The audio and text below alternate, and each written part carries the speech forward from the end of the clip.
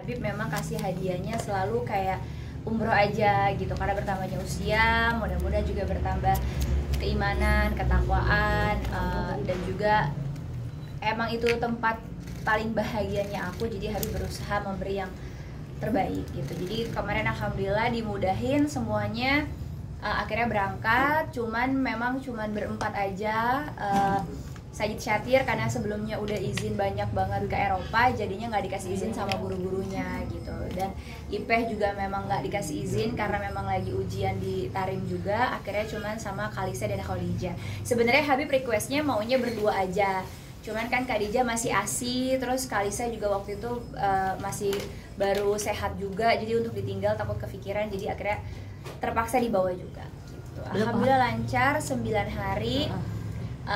Dan juga seneng banget karena berbarengan juga sama hafiz Quran, jadi ya seneng aja, vibe-nya jadi kayak lebih positif, lebih menyenangkan, lebih happy, dan ibadahnya jauh lebih ngena gitu. Kan ada keribatan sendiri nggak sih? Ya kan maksudnya bawa 2 orang anak nih. Alhamdulillah enggak sih, kayak karena udah biasa bawa anak dan lain sebagainya. Cuma memang Khadijah kan baru banget bisa jalan, jadi pas 2 hari sebelum berangkat tiba-tiba dia bisa jalan lancar langsung.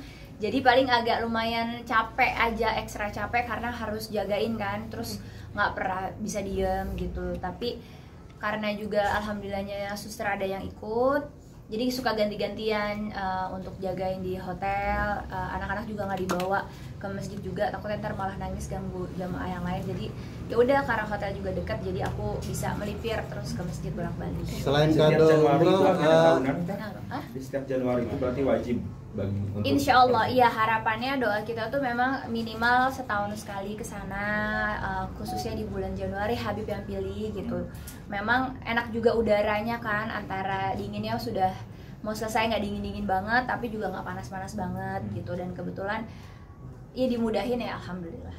Ada perbedaan mungkin Kak umroh yang kemarin sama yang kali ini nih lebih apa ya, lebih padat banget juga, terus lebih ya kita fullin banget, bener-bener nikmatiin banget. Dan alhamdulillah juga lagi bulan Rajab juga, jadi kayak masya Allah sih, semangatnya juga tinggi-tingginya banget, jadi seneng banget. Apalagi kita ngelihat para hafiz Quran juga yang semangatnya luar biasa segala macam, jadi ngebakar kita juga yang masih banyak kurangnya, jadi kayak kepingin lebih lagi dan lebih lagi. Dan alhamdulillah kayak sekarang kan masuk ke Raudhah nggak kayak beberapa tahun yang lalu kan. Kalau beberapa yang tahun lalu pada saat jam-jamnya buka pagi kita antri, insya Allah bisa masuk. Kalau sekarang tuh ada yang namanya harus tasreh atau pakai nusuk gitu. Nah ini yang challengingnya juga, karena meskipun kita punya tasreh, kadang-kadang tasrehnya itu nggak bisa di barcode juga gitu. Jadi alhamdulillah, tapi ya tetap usaha, ikhtiar, dan alhamdulillah bisa 2 kali ke Raudhah gitu. Dan umrohnya juga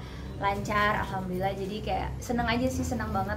Jadi punya challenge baru, makin rame di sana, makin padat, tapi kitanya jadi makin semangat, makin khusyuk gitu. Dan pastinya setiap tahun memang Habib selalu ngajarin kalau umroh tuh tetap harus ada adab, akhlak. Jadi kalau umroh lagi umroh, Habib tuh kayak paling melarang banget untuk kita pegang handphone, atau bahkan kan banyak yang live tuh sambil umroh pakai ihram, atau mungkin sambil apa segala macam. Habib ngajarin aku untuk cuma 3 jam 4 jam kok ritual umroh yang sebenarnya gitu. Jadi fokus berdoa, fokus ngejalaninnya, fokus ke akhirat dulu aja. Kalau untuk mau foto-foto ya nanti setelah umrohnya kan bisa balik lagi untuk tawaf yang biasa aja atau tawaf wada gitu.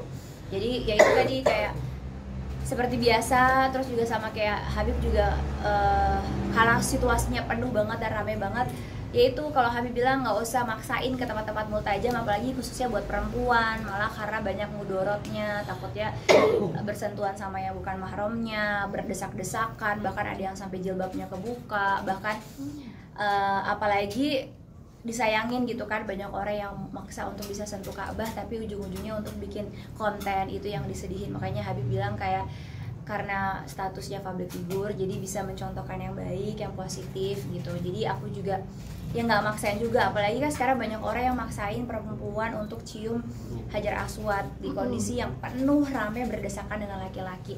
Yaitu Habib bilang nggak ada ibadah yang baik kalau kita ngelakuin dengan cara yang salah, apalagi banyak mudorotnya, kayak syariatnya udah jauh nih karena mungkin berdesakan, berdempet-dempetan, bersentuhan, lalu ya itu sampai jilbabnya terbuka auratnya. Jadi iya benar-benar banyak pelajaran terus ya, karena makin rame, karena makin, dan kayak raudoh juga sama sekarang, saking susahnya segala macam, orang juga jadinya berdesak-desakan. Tapi Habib selalu bilang kayak, ingat ya, kamu ke rumah orang aja bertamu tuh ada adabnya, sama di raudoh juga ada adabnya. Jangan mentang-mentang mau sholat di paling depan jadi ngedorong orang, ngezolimin orang, atau nyelak, atau jadi ribut sama askarnya, atau jadi nggak ada adab lah. Jadi Habib selalu nekanin kayak harus ada adab juga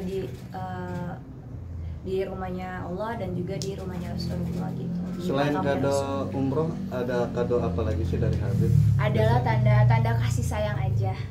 Biar cukup kami berdua yang tahu. Takut ini kan juga berbarengan dengan kamu sempat dihujat netizen. Nah, itu mengganggu proses umroh? Alhamdulillahirabbil alamin ya, sama sekali enggak. Aku juga kaget sih sebenarnya, karena video itu sebenarnya kalau aku nggak salah beberapa hari, seminggu bahkan ya, beberapa hari lah sebelum aku umroh. Jadi awal cerita video itu adalah aku nonton dulu video dari salah satu presiden Turki kalau nggak salah. Beliau ngaji dengan suara yang sangat merdu banget dan aku kaget gitu, percaya nggak percaya, karena suaranya Masya Allah indah banget gitu. Itu tuh keinginan aku, kan ibu-ibu ya, maksudnya ngelihat sesuatu, kita ngeliat bakso aja pengen bakso gitu kasarannya. Terus tiba-tiba aku nonton ada seorang presiden yang berani, tegas, lantang menyuarakan soal Palestina, which is aku juga lagi pay attention ke sana. Ditambah beliau itu ngajinya dengan sangat indah gitu. Dalam hati aku tuh spontan aja lagi live, aku bilang Masya Allah tabarakallah ya gitu, karena ada yang nanya, kakak pilih paslon yang mana gitu. Aku bilang aku belum tahu, aku masih sholat istiqoroh, masih mencari yang terbaik, tapi pengen deh jadinya ngedengerin para paslon itu ngaji gitu, yang suaranya merdu aku coblos deh gitu. Jadi itu tuh